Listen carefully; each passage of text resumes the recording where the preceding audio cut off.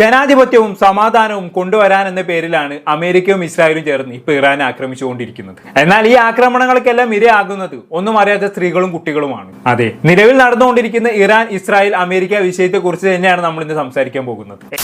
ഏറ്റവും പുതിയ വാർത്ത പ്രകാരം ഇറാന്റെ പരമോന്നത നേതാവായ ആയത്തുൽ ഖലി ഖമനി ഇസ്രായേൽ ആക്രമണത്തിൽ കൊല്ലപ്പെട്ടു എന്നാണ് അറിയാൻ കഴിയുന്നത്. ഇറാൻ ആ കാര്യം ഔദ്യോഗികമായി സ്ഥിരീകരിച്ചു കഴിഞ്ഞു. ഇനി യുദ്ധം എവിടെ ചെന്ന് അവസാനിക്കുമെന്ന് നമുക്ക് പ്രവചിക്കാൻ കഴിയൂല. ഒരു പരമാധികാരി രാജ്യത്തിന്റെ പരമോന്നത നേതാവിനെ കൊലപ്പെടുത്തി കഴിഞ്ഞാൽ ആ രാജ്യം വെറുതെ ഇരിക്കുമെന്ന് നിങ്ങൾ വിചാരിക്കുന്നുണ്ടോ? ട്രംപിനെ കൊന്നാൽ അമേരിക്ക വെറുതെ ഇരിക്കോ? നെതന്യാഹുവിനെ കൊന്നാൽ ഇസ്രായേൽ വെറുതെ ഇരിക്കോ? ഇല്ലല്ലോ. അല്ലെങ്കിലേ വിരളി പിടിച്ചു നിൽക്കുകയായിരുന്നു ഇറാൻ. ആയത്തുൽ ഖമനിയുടെ മരണം അവരെ കൂടുതൽ അപകടകാരികളാക്കാൻ സാധ്യതയുണ്ട്. പക്ഷെ അമേരിക്ക ഇസ്രായേൽ പോലുള്ള മിലിറ്ററി പവർ ഹൗസുകൾക്കെതിരെ ഒറ്റയ്ക്ക് പിടിച്ചു നിൽക്കാൻ ഇറാന് കഴിയുമെന്ന് തോന്നുന്നില്ല. അറബ് രാജ്യങ്ങൾ ഇറാനെതിരെയാണ്. ഇനി ചൈനയോ റഷ്യയോ പിന്തുണ കൊടുക്കുമോ എന്ന് മാത്രം നോക്കിയാൽ മതി. പിന്തുണ കൊടുക്കുമെന്നാണ് പുതിയ വാർത്തകൾ സൂചിപ്പിക്കുന്നത്. ആയത്തുൽ ഖമനിയുടെ കൊലപാതകത്തെ അന്താരാഷ്ട്ര ഭീകരവാദം എന്നാണ് റഷ്യൻ പ്രസിഡന്റ് വിശേഷിപ്പിച്ചത്. ഇറാനിലെ തന്ത്രപരമായിട്ടുള്ള കേന്ദ്രങ്ങൾ സംരക്ഷിക്കാൻ റഷ്യ അവരുടെ അത്യാധുനിക മിസൈൽ സംവിധാനമായ S-500 ഇറാനിലേക്ക് അയച്ചതായി റിപ്പോർട്ടുകളുണ്ട്. അമേരിക്കയുടെ നടപടിക്ക് കടുത്ത വില നൽകേണ്ടി വരുമെന്ന് റഷ്യ മുന്നറിയിപ്പ് നൽകിയിട്ടുണ്ട്. ഉക്രൈൻ യുദ്ധത്തിൽ ഇറാൻ നൽകിയ പിന്തുണയ്ക്ക് പകരമായി റഷ്യ ഇപ്പോൾ ഇറാന്റെ കൂടെ നിൽക്കുന്നു എന്നുള്ളതാണ് വസ്തുത. ഇനി ചൈനയുടെ നിലപാട് നോക്കുകയാണെങ്കിൽ ചൈന സാധാരണയായി നേരിട്ടുള്ള സൈനിക ഇടപാടുകൾക്ക് മുതിരാറില്ലെങ്കിലും ഇത്തവണത്തെ സാഹചര്യം വ്യത്യസ്തമാണ്. ഇറാന്റെ ഏറ്റവും വലിയ എണ്ണ ഉപഭോക്താവാണ് ചൈന. അമേരിക്കയുടെ ഏകോപക്ഷീയമായിട്ടുള്ള ആക്രമണം ആഗോള സാമ്പത്തിക വ്യവസ്ഥയെ തകർക്കുമെന്നും ചൈന ഭയപ്പെടുന്നുണ്ട്. നിലവിൽ പേർഷ്യൻ കടലിടുക്കിൽ ചൈന തങ്ങളുടെ യുദ്ധക്കപ്പലുകൾ വിന്യസിച്ചിട്ടുണ്ട്. ഇത് അമേരിക്കയുടെ നാവിക നീക്കങ്ങളെ തടയാനാകുമെന്നാണ് കരുതപ്പെടുന്നത്. ഒരു വലിയ യുദ്ധത്തിലേക്കുള്ള എല്ലാ സാഹചര്യങ്ങളും ഒരുങ്ങിക്കഴിഞ്ഞു എന്നുള്ളതാണ് സത്യം. ഇതൊരിക്കലും ഒരു വലിയ യുദ്ധമായി മാറരുത് എന്നാണ് ഞാൻ ആത്മാർത്ഥമായി ആഗ്രഹിക്കുന്നത്. പക്ഷെ മറ്റുള്ള സ്വാതന്ത്ര്യ പരമോന്നത രാജ്യങ്ങളിൽ കയറി കളിക്കുന്ന അമേരിക്കയുടെയും ഇസ്രായേലിന്റെയും പരിപാടികൾ ഇനിയെങ്കിലും അവസാനിക്കണം. അതിന് ലോകരാജ്യങ്ങൾ ഒറ്റക്കെട്ടായി ഇടപെടേണ്ടത് അത്യാവശ്യമാണ്. അല്ലെങ്കിൽ ഭാവിയിൽ ഏതൊക്കെ രാജ്യങ്ങളുടെ വിദ്യാലയങ്ങളിലേക്കും ആശുപത്രികളിലേക്കുമാണ് ഇസ്രായേലിന്റെയും അമേരിക്കയുടെയും ബോംബുകൾ വന്ന് വീഴുക എന്ന് പ്രവചിക്കാൻ കഴിയില്ല. നാളെ നിങ്ങളുടെ രാജ്യവും ഒരു ഭീകരമായിട്ടുള്ള രാജ്യമാണെന്ന് അവർ പറയും. നിങ്ങളുടെ രാജ്യവും ലോകത്തിന് ഭീഷണിയാണെന്ന് പറയും. എന്നിട്ട് അവർ നിങ്ങളെ ആക്രമിക്കും. നിങ്ങളുടെ രാജ്യത്തെ കൊച്ചുകുട്ടികളെ യാതൊരു ദയവുമില്ലാതെ അവർ കൊന്നൊടുക്കും. അങ്ങനെ സംഭവിക്കേണ്ടെങ്കിൽ ഇനിയും അടിച്ചു നിൽക്കാതെ ഇടപെടേണ്ടി വരും. അമേരിക്കയ്ക്കും ഇസ്രായേലിനും കൂച്ചുവിലങ്ങിടേണ്ടി വരും. ശരിക്കും ആരാണ് ഇവിടെ ഭീകര രാജ്യങ്ങൾ? ഇറാൻ ആണോ ശരിക്കും ഭീകര രാജ്യം? ഇറാനേക്കാളും വലിയ ഭീകര രാജ്യങ്ങളല്ല അമേരിക്കയും ഇസ്രായേലും. കഴിഞ്ഞ 50 വർഷത്തിനുള്ളിൽ 22 രാജ്യങ്ങളെ അങ്ങോട്ട് കയറി ആക്രമിക്കുകയും അവിടുത്തെ സർക്കാരുകളെ അട്ടിമറിക്കുകയും ചെയ്ത ഭീകര രാജ്യമാണ് അമേരിക്ക. ലോകത്തിന്റെ സംരക്ഷണം, സമാധാനം എന്നൊക്കെ പറഞ്ഞ് ലോകം മൊത്തം യുദ്ധം ഉണ്ടാക്കി സ്വന്തം കീശ വീർപ്പിച്ചുകൊണ്ടുണ്ട്. ലോകത്തിലെ ഏറ്റവും വലിയ സാമ്പത്തിക ശക്തിയായി മാറിയ രാജ്യമാണ് അമേരിക്ക. പല ഇസ്ലാമിക രാജ്യങ്ങളിലും ഇന്ന് കാണുന്ന ഭീകരാവസ്ഥയ്ക്കും അരക്ഷിതാവസ്ഥയ്ക്കും തുടക്കം കുറിച്ചത് അമേരിക്കയാണ്. ഇസ്ലാമിക തീവ്രവാദികളുടെ കയ്യിൽ ആദ്യമായി തോക്ക് വെച്ചു കൊടുത്ത ഭീകര രാജ്യമാണ് അമേരിക്ക. ഒരു കാലത്ത് അതിസമ്പന്നവും ഉന്നത സംസ്കാരവും ഉണ്ടായിരുന്ന പല രാജ്യങ്ങളെയും ചിഹ്നം ഭിന്നമാക്കിയത് അമേരിക്കയുടെ ഇടപെടലുകളാണ്. ഇറാന്റെ കാര്യം തന്നെ എടുത്തു നോക്കൂ. പേർഷ്യ എന്ന് കേട്ടിട്ടുണ്ടോ നിങ്ങൾ? കച്ചവടക്കാരുടെയും പ്രവാസികളുടെയും പരദീസയായിരുന്നു പേർഷ്യ. ആ പേർഷ്യയാണ് ഇന്ന് തകർന്നടിഞ്ഞു കിടക്കുന്നത്. ആ തകർച്ചയുടെ പിന്നിൽ പല കാരണങ്ങളുമുണ്ട്. ഇറാന്റെ തന്നെ ആഭ്യന്തര പ്രശ്നങ്ങളും അതിനൊരു കാരണമാണ്. അത് ഞാൻ വിസ്മരിക്കുന്നില്ല. അതുപോലെ ഈ തകർച്ചയ്ക്ക് അമേരിക്കയ്ക്കുള്ള പങ്കും നമ്മൾ മറന്നു പോകാൻ പാടില്ല. ഇറാൻ ആണവായുധം ഉണ്ടാക്കുന്നു എന്നായിരുന്നു അമേരിക്കയുടെ ആരോപണം. ഇറാനെ പോലുള്ള ഒരു രാജ്യത്തിന്റെ കയ്യിൽ ആണവായുധം കിട്ടിയാൽ അത് ലോകത്തിന് തന്നെ ഭീഷണിയാകുമെന്നും പറഞ്ഞുകൊണ്ടാണ്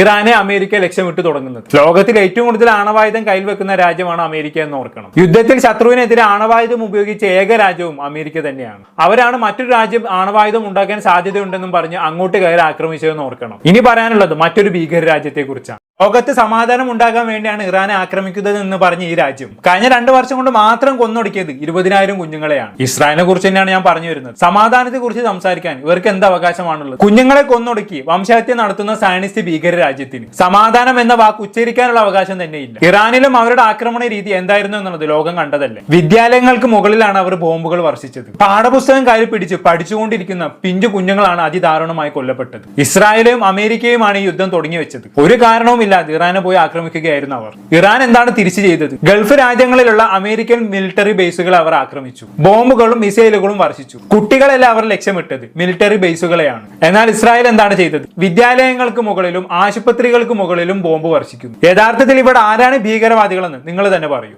ഇവിടെ ട്രംപിനെ പോലുള്ള, നെതന്യാഹുവിനെ പോലുള്ള ആളുകൾ ഉണ്ടല്ലോ. ഈ യുദ്ധം തുടങ്ങി വെക്കുന്ന ഭീകരന്മാർ, ഇവർക്കൊന്നും ഒരു ചുക്കും സംഭവിക്കാൻ പോകുന്നില്ല. ലോകത്തെ തന്നെ ഏറ്റവും സുരക്ഷിതമായിട്ടുള്ള സ്ഥലങ്ങളിൽ ഇരുന്നു കൊണ്ടാണ് ഇവർ രക്തച്ചൊരിച്ചിലിന് നേതൃത്വം കൊടുക്കുന്നത്. കൊല്ലപ്പെടുന്നത്, അനുഭവിക്കാൻ പോകുന്നത് സാധാരണക്കാരായ മനുഷ്യരാണ്, സ്ത്രീകളും കുട്ടികളുമാണ്. ഒരു യുദ്ധം ഉണ്ടായാൽ ഏറ്റവും കൂടുതൽ ആക്രമിക്കപ്പെടുന്നത് സ്ത്രീകളും കുട്ടികളുമാണ്. കുട്ടികൾ കൊല്ലപ്പെടും, സ്ത്രീകൾ ക്രൂരമായി ബലാത്സംഗം ചെയ്യപ്പെടും. ഇതൊരു വലിയ യുദ്ധമായി മാറരുത് എന്ന് ഞാൻ ആഗ്രഹിക്കുന്നത് ഇതുകൊണ്ടൊക്കെ തന്നെയാണ്. നമ്മുടെ തലക്ക് മുകളിലൂടെ മിസൈലുകൾ പറക്കില്ലായിരിക്കാം, പക്ഷെ ഒരു യുദ്ധം ഉണ്ടായാൽ നമ്മളും അനുഭവിക്കും. യുദ്ധത്തിന്റെ പ്രത്യാഘാതങ്ങൾ ലോകം മുഴുവനും അനുഭവിക്കേണ്ടി വരും. ഇവിടെ സാമ്പത്തിക അരക്ഷിതാവസ്ഥ ഉണ്ടാകും, പട്ടിണി ഉണ്ടാകും, ജീവിക്കാൻ നമ്മൾ കഷ്ടപ്പെടും. ഇനി ഗൾഫ് രാജ്യങ്ങൾ യുദ്ധത്തിന്റെ ഭാഗമായി കഴിഞ്ഞാണെങ്കിൽ അത് ഏറ്റവും കൂടുതൽ ബാധിക്കാൻ പോകുന്നത് നമ്മുടെ കൊച്ചു കേരളത്തെ തന്നെയായിരിക്കും. അതുകൊണ്ട് തന്നെ ഇതൊരു യുദ്ധമായി മാറാതിരിക്കാൻ നമുക്ക് പ്രാർത്ഥിക്കാം. അല്ലാതെ നമുക്ക് ഇവിടെ എന്ത് ചെയ്യാനാകും? നിലവിലെ അവസ്ഥ തന്നെ നോക്കൂ.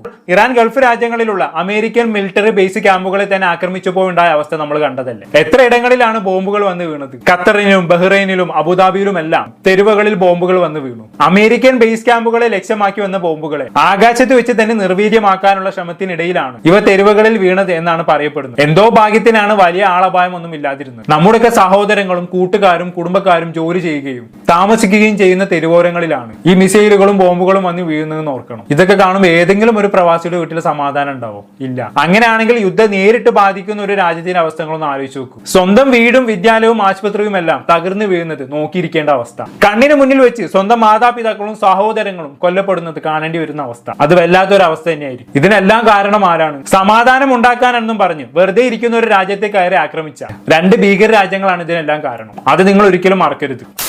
പക്ഷെ ജനാധിപത്യവും സമാധാനവും സംരക്ഷിക്കാൻ എന്ന പേരിൽ ഒരു രാജ്യത്തെ കടന്ന് ആക്രമിക്കുന്ന അവിടുത്തെ വിദ്യാലയങ്ങളെയും അവിടെ പഠിക്കുന്ന കൊച്ചുകുട്ടികളെയും ലക്ഷ്യമിട്ട് ബോംബുകൾ വർഷിക്കുന്ന അമേരിക്കയും ഇസ്രായേലിനെയും ഒക്കെ സപ്പോർട്ട് ചെയ്യാൻ ഇവിടെ ഇഷ്ടംപോലെ ആളുകളുണ്ട് എന്നുള്ളതാണ് ഏറ്റവും വലിയ വിരോധാഭാസം. അത് മറ്റാരുമല്ല, സംഘികൾ തന്നെയാണ്. നിരപരാധികളായിട്ടുള്ള മനുഷ്യന്മാർ തെരുവിൽ വെച്ച് കൊല്ലപ്പെടുമ്പോഴും ഇവിടെ ഓൺലൈനിൽ ഇരുന്ന് വിഷം തീറ്റുകയാണ് കുറെ സംഘിത്തീട്ടങ്ങൾ. സംശയം ഉണ്ടെങ്കിൽ സോഷ്യൽ മീഡിയ ഒന്ന് എടുത്തു നോക്കൂ, അപ്പൊ മനസ്സിലാകും. അതിനിടയിൽ നമ്മുടെ പ്രധാനമന്ത്രിയുടെ ഇസ്രായേൽ സന്ദർശനവും വലിയ രീതിയിൽ ചർച്ചയായി മാറിക്കൊണ്ടിരിക്കുന്നുണ്ട്. കഴിഞ്ഞ ദിവസമാണ് നമ്മുടെ പ്രധാനമന്ത്രി ഇസ്രായേൽ സന്ദർശിച്ചത്. നെതന്യാഹു തന്നെ എയർപോർട്ടിൽ നേരിട്ടെത്തിയാണ് പ്രധാനമന്ത്രി സ്വീകരിച്ചത്. മോദിയുടെ ഈ സന്ദർശനത്തിന് ശേഷമാണ് ഇസ്രായേൽ ഇറാനെ ആക്രമിക്കാൻ തുടങ്ങിയത്. നമ്മുടെ പ്രധാനമന്ത്രിയുടെ സന്ദർശനവും ഈ ആക്രമണവും തമ്മിൽ എന്തെങ്കിലും കണക്ഷൻ ഉണ്ടോ എന്നുള്ള രീതിയിൽ ഇപ്പോൾ ലോകത്ത് ചർച്ചകൾ നടന്നുകൊണ്ടിരിക്കുകയാണ്. അങ്ങനെ ഒരു ബന്ധം ഉണ്ടാവരുത് എന്ന് തന്നെയാണ് ഞാൻ ആഗ്രഹിക്കുന്നത്. കാരണം അന്നും ഇന്നും അങ്ങോട്ട് ചെന്ന് ആരെയും ആക്രമിക്കാത്ത രാജ്യമാണ് നമ്മുടെ ഇന്ത്യ. യുദ്ധത്തിന്റെ കാര്യത്തിൽ എന്നും സംയമനം പാലിക്കാറുള്ള, മാതൃകാപരമായിട്ടുള്ള നിലപാടുകൾ സ്വീകരിക്കാറുള്ള രാജ്യമാണ് നമ്മുടേത്. അങ്ങനെയുള്ള നമ്മുടെ രാജ്യം ഇതുപോലുള്ള ഭീകര രാജ്യങ്ങളുടെ കൂടെ ചേരുക എന്ന് പറഞ്ഞാൽ അത് തന്നെ വലിയ അപമാനമാണ്.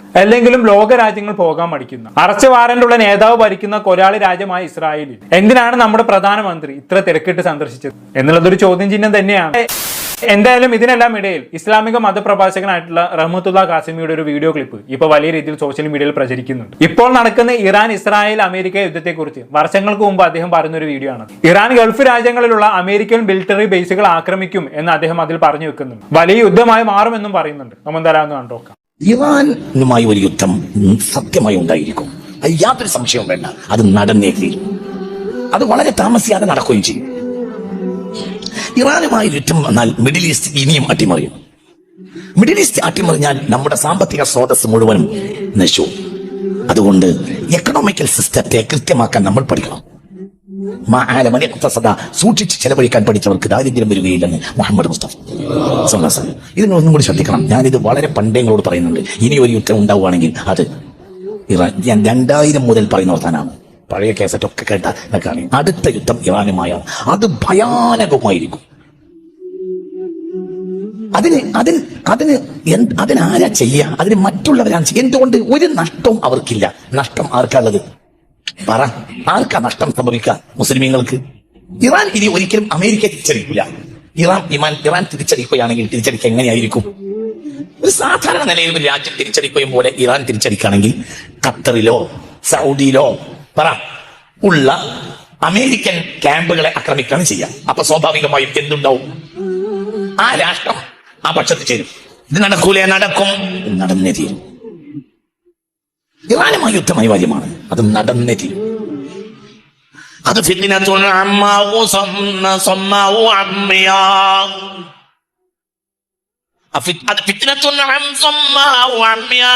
അത് കണ്ണില്ലാത്തയും കാതില്ലാത്തയും യുദ്ധമായിരിക്കും. മനുഷ്യരാശി ഇന്നുവരെ കണ്ടതിൽ വെച്ച് വലിയ യുദ്ധം സംഭവിക്കും. അതിന് ഇനി കാലതാമസമില്ല, സംഭവിച്ചിരിക്കും. സംഭവിക്കും. അല്ലാഹു നമ്മളെ കാക്കട്ടെ. ഇത് നിങ്ങൾ ആരോട് ചോദിച്ചാ പറയുന്നത്?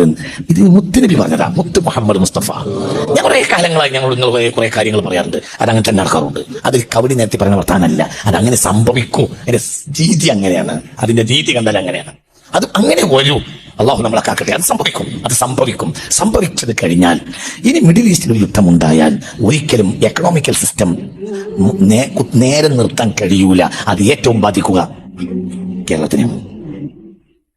ഏകദേശം ഇദ്ദേഹം പറഞ്ഞ പോലെയൊക്കെ തന്നെയാണല്ലോ ഇപ്പൊ സംഭവിച്ചുകൊണ്ടിരിക്കുന്നത്. ഇറാൻ ഗൾഫുകളിലെ അമേരിക്കൻ ബേസുകളെ ആക്രമിച്ചു. നിലവിൽ ഇതൊരു വലിയ യുദ്ധമായി മാറാൻ പോകുന്നു. ഇങ്ങനെ അദ്ദേഹം പറഞ്ഞ കാര്യങ്ങളൊക്കെ ഏകദേശം സംഭവിച്ചുകൊണ്ടിരിക്കുകയാണ്. ഞാൻ പക്ഷേ ഇദ്ദേഹത്തിന്റെ പ്രവചനങ്ങൾ ഫലിക്കരുത് എന്നാണ് പ്രാർത്ഥിക്കുന്നത്. എന്തെങ്കിലും അത്ഭുതങ്ങൾ സംഭവിച്ച് ഈ യുദ്ധം ഇവിടെ അവസാനിക്കണം. കാരണം യുദ്ധത്തിൽ നമ്മളെ പോലുള്ള സാധാരണക്കാരാണ് ഏറ്റവും കൂടുതൽ ബുദ്ധിമുട്ടാൻ പോകുന്നത്. അത് സംഭവിച്ചുകൂടാ. അതിനിവിടെ യുദ്ധം ഉണ്ടാവരുത്. ദൂരെ ഇരുന്ന് യുദ്ധം എന്ന് പറയാനും ആവേശം കാണിക്കാനും ഒക്കെ നല്ല രസമാണ്. അനുഭവിക്കുന്നവർക്ക് അതിന്റെ ബുദ്ധിമുട്ട് മനസ്സിലാകത്തുള്ളൂ. എന്തായാലും കൂടുതലൊന്നും ഞാൻ പറയുന്നില്ല. എന്താണെന്ന് കേട്ട് നിങ്ങൾക്ക് തോന്നുന്നത് താഴെ കമന്റ് ബോക്സിൽ രേഖപ്പെടുത്തുമല്ലോ. അടുത്തൊരു ടോപ്പിക്കുമായി വീണ്ടും കാണാം.